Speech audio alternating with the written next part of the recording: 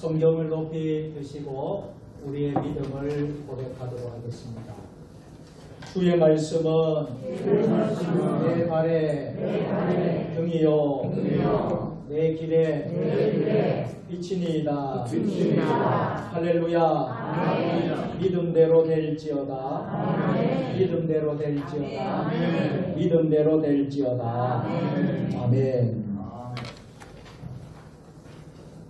오늘 주일에는 그동안 뵙지 못했던 우리 교회 가족들이 여러분들이 오늘 참여를 하셨습니다.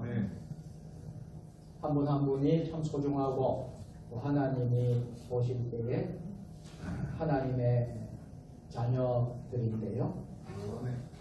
오늘 함께 주의를 지키면서 이 예배를 드릴 때에 하나님을 만나고 하나님의 음성을 듣고 여러분들이 은혜로 충만해서 이 성전을 돌아갈 수 있기를 주의 이름으로 축복합니다.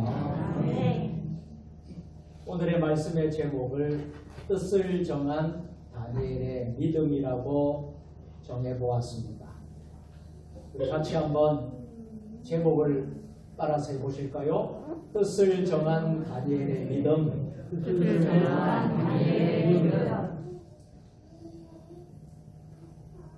우리는 지금 교회력을 따라가면서 1년 한 해를 지켜가고 있습니다. 교회력에 의하면 이번 주부터 오늘 첫 번째 대림주일로 시작되는데요. 대림절은 교회력의 첫 시작입니다.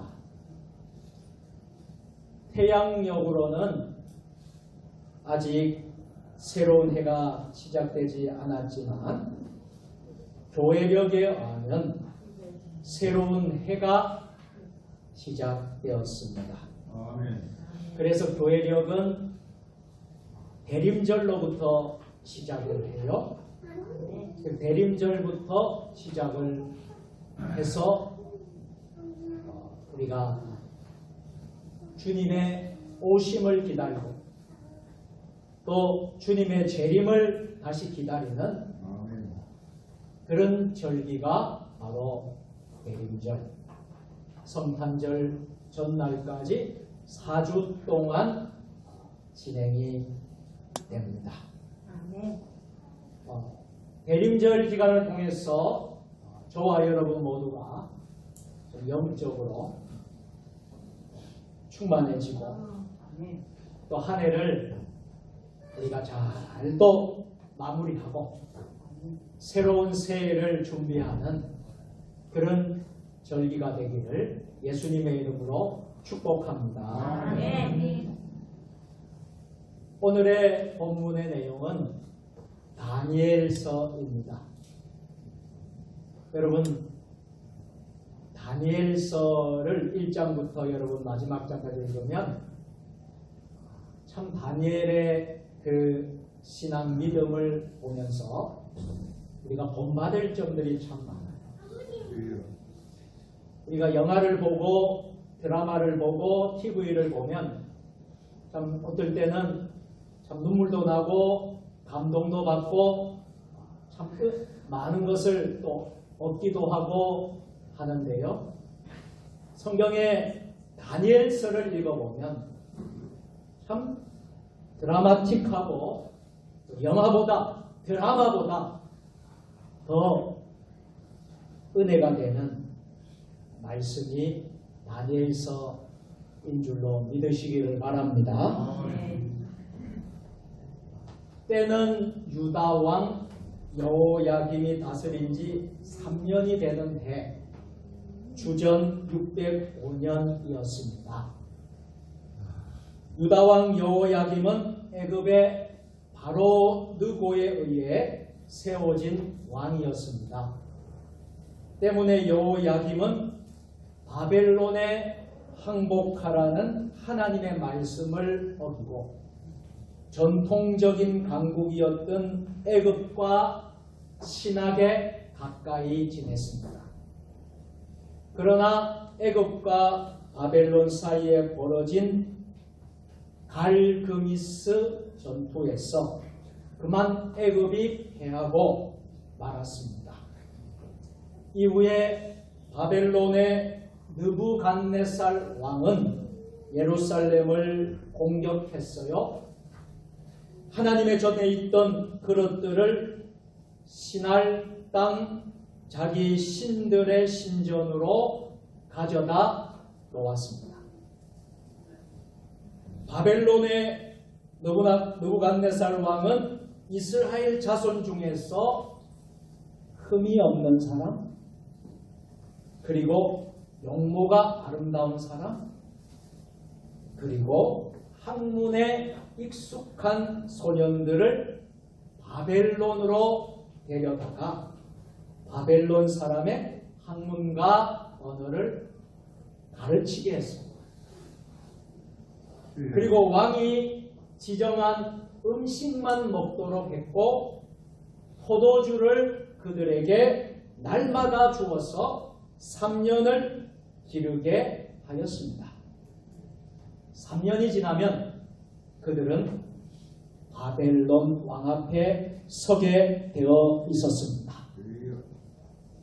바벨론 왕에게 이렇게 선발된 이스라엘 소년들 가운데 4명의 이름이 소개됩니다.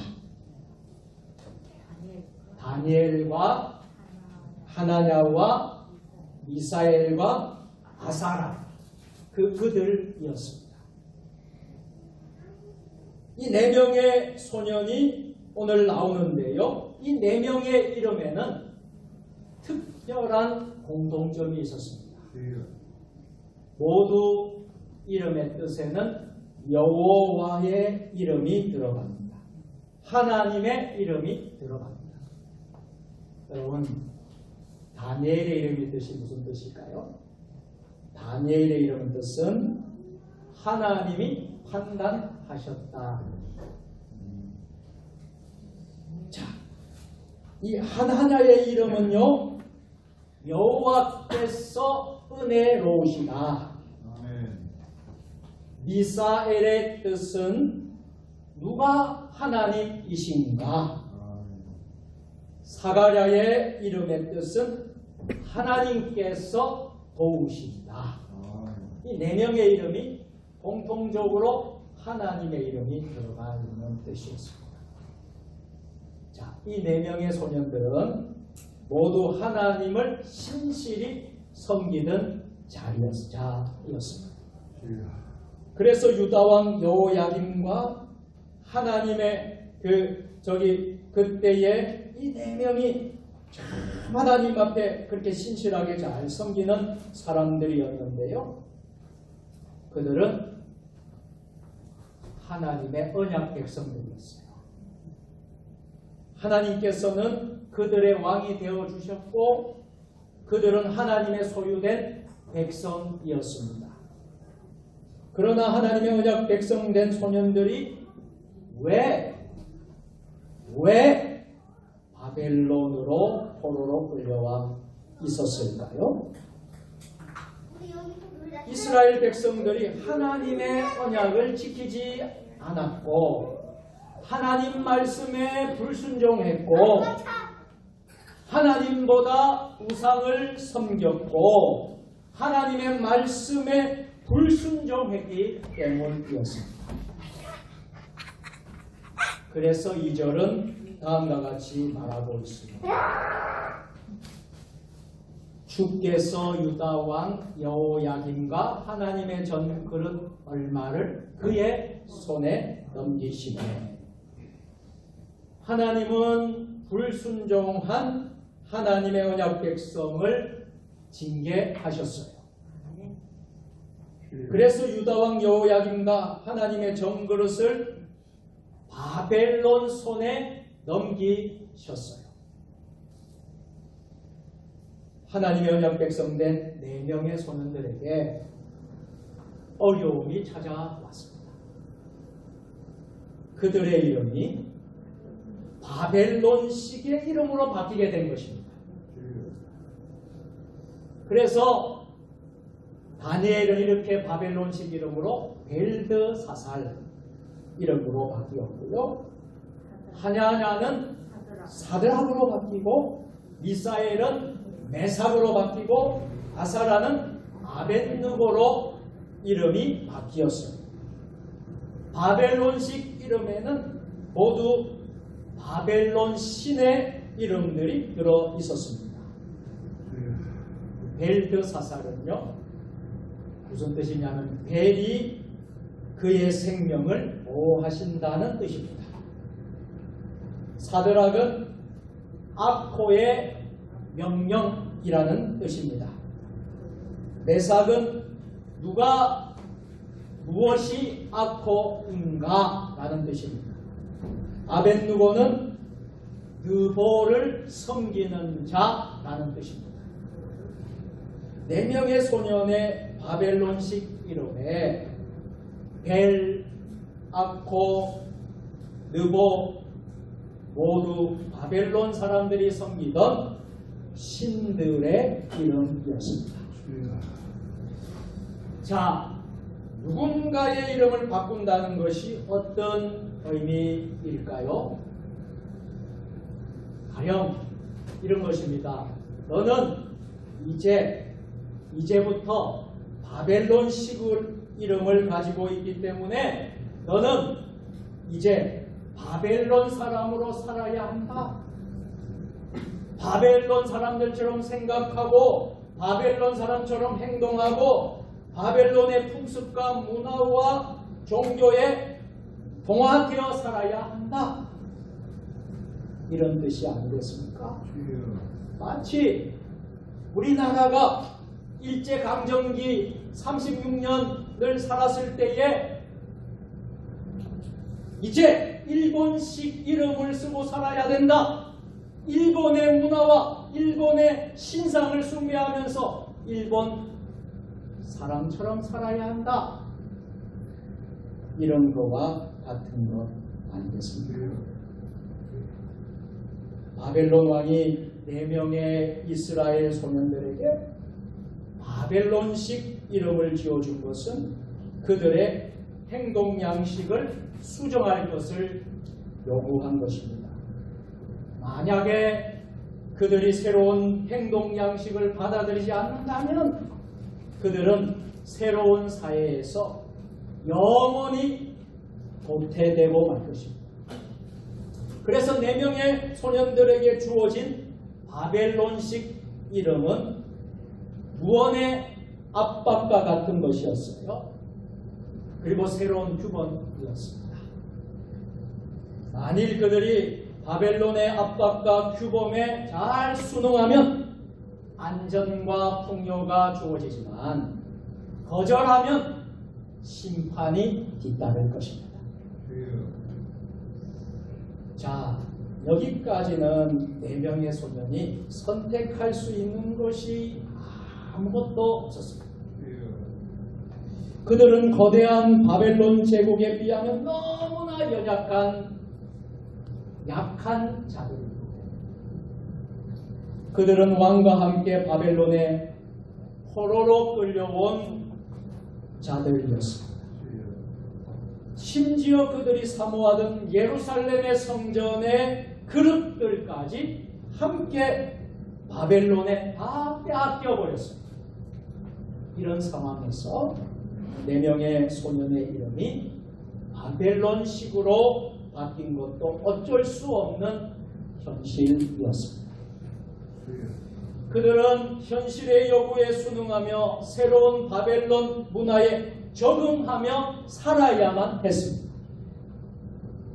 그러나 놀랍게도 다니엘은 뜻을 정했습니다. 할렐루야. 과연 다니엘이 어떤 뜻을 정했을까요? 다니엘은 왕이 주는 음식과 포도주로 자기를 더럽히지 아니하리라, 이런 뜻을 정했습니다. 그리고 그 뜻을 자신들을 주관하는 황관장에게 알렸습니다. 과연 왕이 준 음식과 포도주로 자기를 더럽히지 않겠다는 말이 어떤 의미가 있을까요? 당시 왕이 주는 음식, 왕이 주는 포도주, 이것은 바벨론 국가 신이었던 마루둑에게 제물로 바쳐줬던 음식이었습니다. 바벨론 사람들은 이 음식을 먹음으로써 자신들이 마루둑에게 평안과 복을 받게 될 것이라고 생각했습니다. 다니엘과 사드락과 메삭과 아벳느고 이 친구들은 이러한 사실을 알고 있었습니다. 그들이 왕이 주는 음식과 왕이 주는 포도주를 먹음으로 자신들이 우상과 연합하는 것을 거절했습니다. 단순히 음식을 먹느냐 마느냐의 문제가 아니었어요. 그들은 이 결단을 통해서 자신들이 누구인지를 세상에 알리기를 원했습니다. 그들은 하나님의 언약 백성입니다. 하나님의 언약 백성들은 하나님의 언약에 충실해야 합니다. 다니엘과 친구들은 우상에게 제물로 드려졌던 음식, 포도주를 거절함으로써 하나님의 언약 백성의 삶에 충실하고자 했던 것입니다. 물론 그들의 신앙의 결단은 매우 제한적이기 합니다. 매우 제한적이지만은 왜냐하면 그들은 바벨론의 학문과 바벨론의 언어를 거절한 것도 아니었고 바벨론식 이름을 거절한 것도 아니었습니다. 만약 그들이 이 모든 것을 다 거절했다면 그들은 그 땅에서 주민들과 함께 살 수 없었을 것입니다. 이러한 것들은 하나님의 언약 백성의 삶과는 모두 거리가 먼 것들이었습니다. 이러한 것들은 일종의 가치 중립적인 것들이라고 볼 수 있을 것입니다. 다니엘과 친구들은 하나님의 언약 백성이면서 동시에 그들은 바벨론의 포로 신분이었습니다. 때문에 그들에게도 바벨론의 포로 생활에 걸맞는 생활 양식이 요구되었습니다. 오히려 바벨론의 문화와 바벨론의 학문과 언어를 열심히 공부하면 바벨론 사회에서 선한 영향력을 끼칠 수 있는 도구와 통로가 될 수도 있었습니다. 그러나 왕이 주는 음식과 포도주는 달랐어요.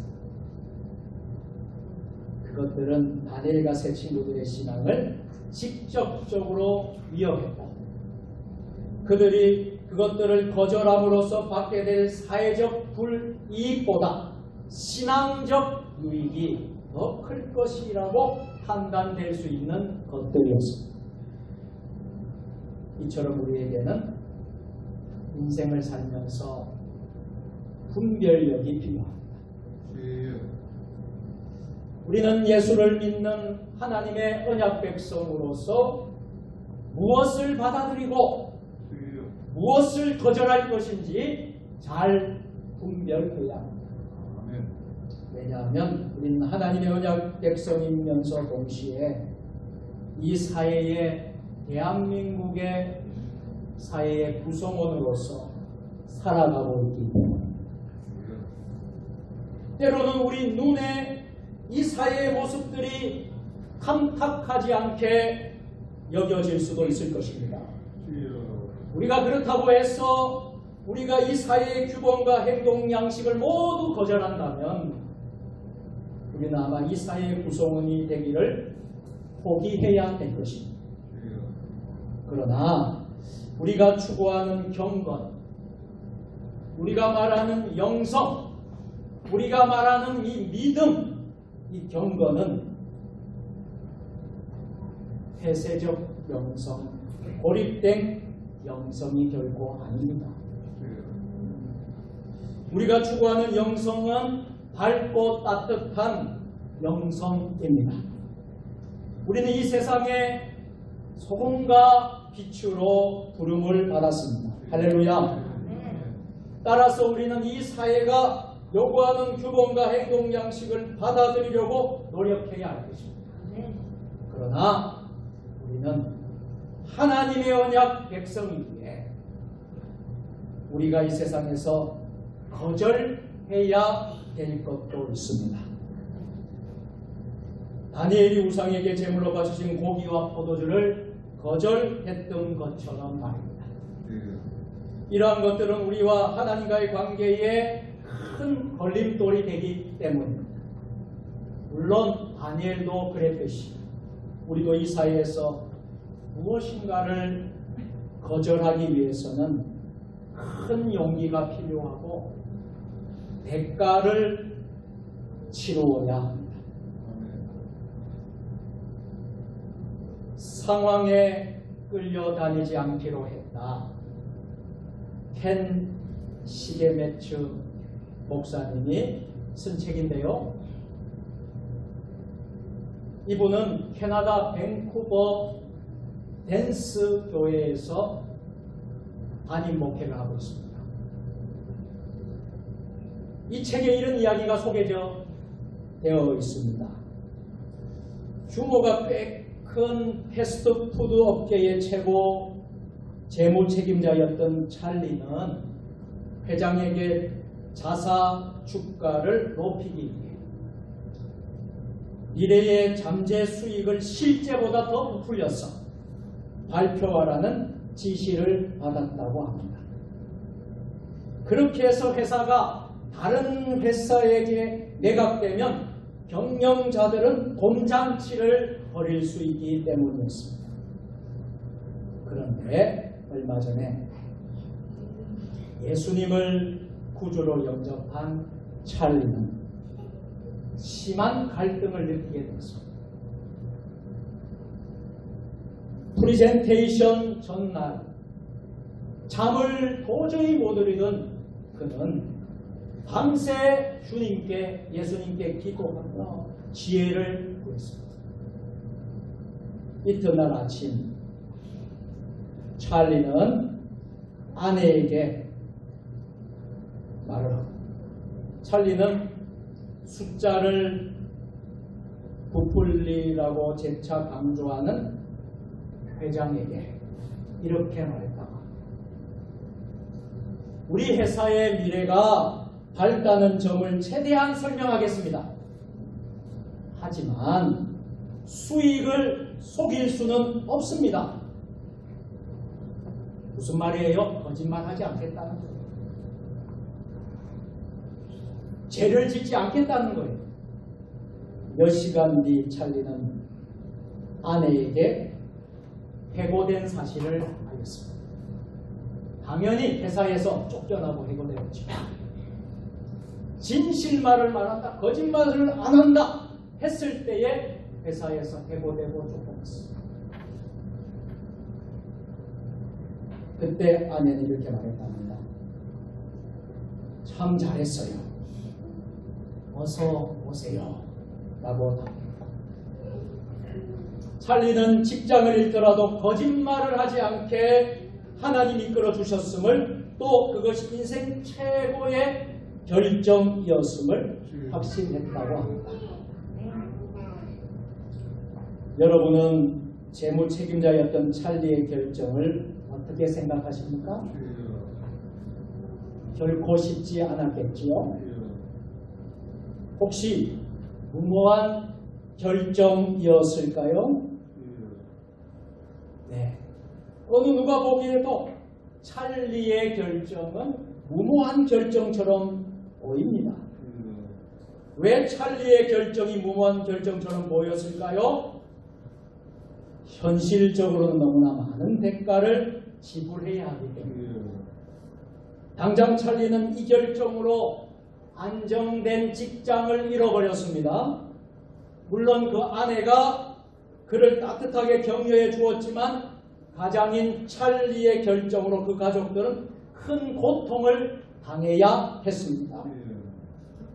또 찰리 한 사람은 정직한 사람이 되었을지 몰라도 찰리의 결정으로 인해 회사 경영자에게는 큰 경제적 손실을 주었을지도 모릅니다. 자, 왜 이런 문제가 생겼을까요? 우리가 이 사회의 구성원들이기 때문에 이 사회가 우리에게 요구하는 것은 개인의 도덕성을 뛰어넘기 때문입니다. 그래서 힘든 겁니다. 우리가 개인적으로 신앙 양심을 지키기 위해서 노력하는 것과 이 세상이 우리에게 요구하는 것도 너무나 상충되는 것들이 많이 있기 때문입니다. 그래서 그 중간에 타협이라고 하는 것이 요구되어집니다. 도덕적이되 너무 도덕적이지는 말아야 한다. 또 양심적이되 너무 양심적이어서도 안 된다. 개인적인 믿음을 지키는 것은 사회에서 성공을 포기하는 것과 같다. 그래서 예수를 믿어도 적당히 믿어야 한다. 이런 것들입니다. 제 말이 틀렸을까요? 그래서 하나님의 언약 백성으로서 나 자신과 사회 구성으로서의 나 자신이 늘 부딪히고 상충되는 거죠. 그래서 나온 말이 회색지대, 안전지대 속의 그리스도인이라는 말입니다. 이는 세상과 적당히 타협하고 스스로 안전의 방법들을 찾아가라는 조언입니다. 그런 면에서 우리가 본받아야 할 모범으로 제시되고 있는 오늘 본문의 다니엘과 그 친구들의 신앙의 결단은 오늘 저와 여러분 모두에게 너무나 먼 이야기처럼 들릴 수도 있을 것입니다.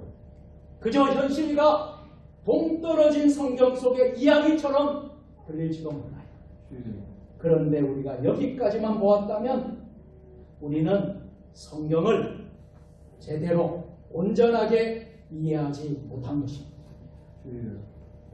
과연 하나님은 우리에게 너무나 높은 모범을 보여주시고 우리가 그렇게 살지 못해서 자존감을 주고 패배감을 주고 죄책감을 느끼면서 살기를 우리 하나님 원하실까요? 그렇지 않겠지. 다니엘과 친구들이 왕이 주는 음식과 포도주로 자신을 더럽히지 않겠다고 결심했습니다. 그들은 하나님의 언약 백성이었기 때문이죠. 이 세상의 거짓 문화를 거부한 것이지. 그러니 여러분 어떻습니까? 그리고 이것이 다 전부가 아니었습니다. 하나님 언약 백성의 이 백성들은 이 세상에 새로운 대안을 제시하기를 원하십니다. 다니엘과 친구들도 비록 아무도 걸어보지 못했던 길을 걸어야 했지만 그들은 바벨론 사회에 하나의 대안을 제시하였습니다. 과연 그것이 어떤 것이었을까요? 모두 한 음성으로 오늘 본문 12절 13절을 다 같이 읽겠습니다. 청하오니 당신의 종들을 열흘 동안 시험하여 채식을 주어 물을 주어 마시게 하니 당신 앞에서 우리의 얼굴과 왕의 음식을 먹는 소년들의 얼굴을 비교하여 보았어. 당신이 보는 대로 종들에게 하소서. 아멘. 아멘. 다니엘은 이렇게 새로운 대안을 제시하였습니다. 제안을 했습니다. 다른 소년들이 왕의 음식과 포도주를 먹을 때 자신들은 채식을 먹겠다는 것입니다. 그리고 열흘이 지난 후에 그 얼굴들을 비교하여 보자고 제안했던 것입니다. 여러분은 다니엘의 제안을 어떻게 생각하십니까? 다니엘의 제안은 얼굴색이 좋아 보이려면 채식을 해야 한다는 것이 아니었어요. 제가 보기에 다른 친구들이 왕이 주는 진귀한 음식과 포도주로 배불릴 때에 다니엘과 새 친구들이 채식만 먹어서 그들보다 얼굴이 좋아 보일 가능성은 거의 없어 보입니다. 그럼에도 불구하고 다니엘이 이러한 제안을 했던 이유는 무엇일까요? 그는 하나님에 대한 신뢰가 있었기 때문에 이런 제안을 할 수 있었던 줄로 믿습니다. 하나님께서 역사하실 것에 대한 믿음이 있었기 때문입니다. 그는 그 믿음으로 환관장에게 대안을 제시했던 것이죠. 그러나 다니엘이 제시했던 대안은 이 세상의 기준으로 볼 때 여전히 미련하고 볼품없어 보이는 것들이었습니다. 오늘날 우리들이 그렇지 않습니까? 우리들이 세상에 제시하는 대안이 무엇입니까? 예수 그리스도의 죽음과 부활, 즉 십자가의 복음이 아니겠습니까? 인공지능, 최첨단 정보통신시대, 4차 혁명시대에, 메타버스 시대에 우리는 여전히 2000년 전 유대 땅에서 사시고 죽으신 예수라는 분이 우리의 구원자이십니다. 우리 삶의 모범이라고 이렇게 외치고 있지 않습니까? 오늘은 대림절 첫 번째 주일입니다. 이제 오늘부터 4주간 후면 우리는 성탄절을 맞이하게 될 것입니다. 2000년 전 이 땅에 아기 예수로 오셔서 말구 위에 태어난 아기가 이 땅에 진정한 평화의 왕이라고 믿고 주장하는 자들이 바로 우리입니다. 그러니 이 세상의 사람들의 눈에는, 이 세상의 사람들의 그 눈에는 우리들이 얼마나 한심해 보이고 아기 예수가 얼마나 미약해 보이겠습니까? 아직도 2000년 전 이야기해? 이렇게 말하지 않겠어요? 그러나 이러한 사회 분위기는 초대교회 당시에도 마찬가지였습니다. 사도 바울이 고린도전서 1장에서 무엇이라고 외쳤어요? 우리 다 같이 해보실까요? 유대인은 표적을 구하고 헬라인은 지혜를 찾으나 우리는 십자가에 못 박힌 그리스도를 찾으나 유대인에게는 꺼리끼는 것이요 이방인에게는 미련한 것이로되 오직 부르심을 받은 자들에게는 유대인이나 헬라인이나 그리스도는 하나님의 능력이요 하나님의 지혜이라. 아멘. 우리는 코로나19 팬데믹 시대를 맞았습니다. 2년이 넘게 코로나와 함께 살고 있습니다. 우리 한국 교회 상황이 쉽지 않습니다. 교회들의 상황이 쉽지가 않습니다. 최근에 바나바 훈련원 초대 원장을 지내셨던 이강천 목사님이 정식 영성이라는 책을 쓰셨습니다. 이 책은 코로나 이후에 한국 교회를 다루고 있습니다. 이 책에는 이런 내용이 있었습니다. 간략하게 말씀을 드리려고 합니다. 개척교회가 알곡과 쭉정이 심판대 앞에 놓인 것은 믿음의 테스트이지만 기존 교회가 알곡이냐 쭉정이냐 하는 심판대 앞에 선 것은 사랑의 테스트라고 생각합니다. 한국교회가 진정 사명에 존재하느냐 단순한 생존을 위해 존재하느냐가 판가름 나는 테스트다.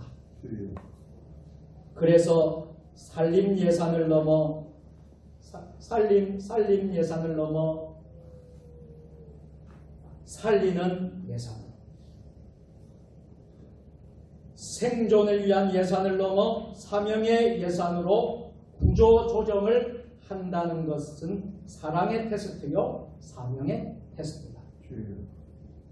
마게도냐 교회는 극심한 가난에 시달리고 있었지만 오히려 굶어 죽은 형제를 살리려고 넘치도록 풍성한 헌금을 드리려고 했던 것을 우리는 기억해야 한다. 정식 영성에서 이강천 목사님은 코로나 시대의 부흥 전략으로 몇 가지를 제시했습니다. 첫째는 교회는 온라인 사역에 관심을 가져야 한다. 둘째, 예배당 중심에서 3터, 1터 중심의 신앙으로 세워져야 한다. 셋째, 한 영혼의 가치에 집중하라. 넷째, 평신도를 제자 삼는 자요 목양자로 삼으라. 그러면서 이강천 목사님은 코로나 시대의 위기를 오히려 교회의 본질과 사명을 회복하고 증식의 원리를 교회에 적용시키는 기회로 삼아야 된다고 주장하고 있습니다. 사랑하는 여러분, 코로나 시대의 한국교회의 위기를 극복할 수 있는 대안으로 이강천 목사님은 무엇을 제시하였습니까? 본질로의 회복을 주장하셨습니다. 우리가 신앙의 본질로 돌아가야 한다는 것을 우리가 처음 들어본 이야기입니까? 아닙니다. 1517년 마틴 루터가 일으켰던 종교개혁의 정신이 무엇이었습니까? 초대교회로 돌아가야 한다. 다시 말해 본질로 돌아가야 하는 것 아니겠습니까? 시대가 아무리 바뀌어 최첨단 인공지능 시대, 4차 혁명 시대, 이 모든 시대가 된다고 할지라도 기독교가 일관되게 주장할 수밖에 없는 것은 무엇입니까? 본질로 돌아간다. 이것이 교회가 세상에 줄 수 있는 하나의 대안이다.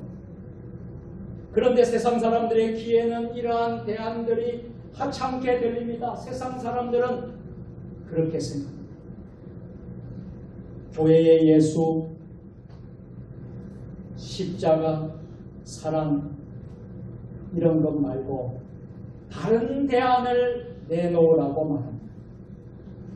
그러나 우리는 다른 말을 할 수가 없습니다. 왜냐하면 예수 그리스도가 하나님의 능력이요 하나님의 지혜이기 때문입니다. 다니엘은 열흘 동안 시험하여 채식과 물을 먹은 후에 왕의 음식과 포도주를 먹은 소년들과 얼굴을 비교하여 보라는 대안을 제시했습니다. 그리고 그 결과가 여러분 궁금하지 않습니까? 그 결과가 어떻게 되었습니까?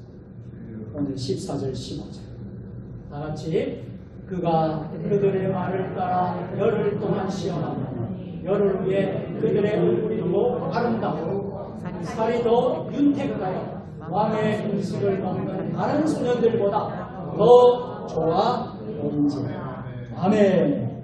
여러분 어떻게 이런 일이 일어날 수 있을까요?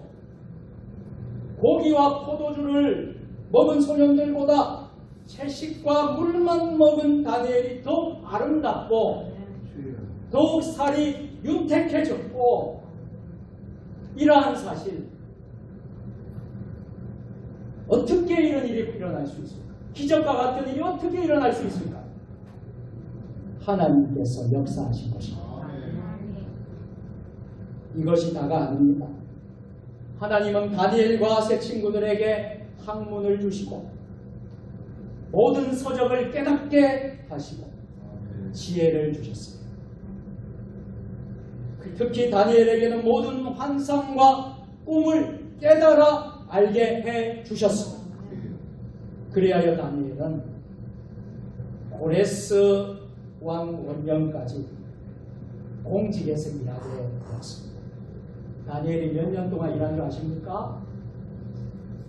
70년 가까이 나라를 위해 봉사하게 되었습니다.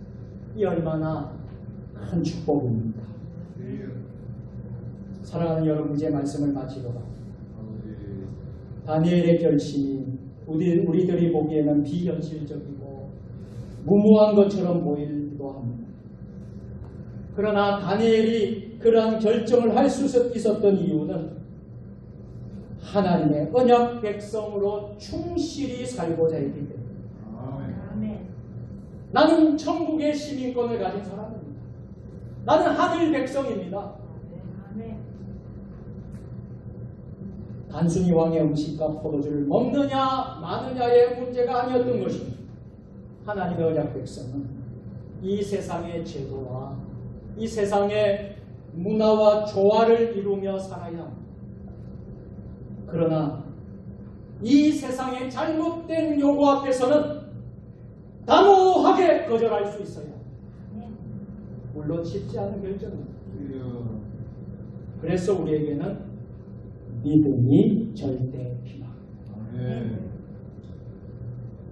우리는 이 세상에 하나의 대안을 제시할 수 있어야 하겠습니다. 우리가 제시하는 대안은 십자가의 사랑, 복음이어야 합니다.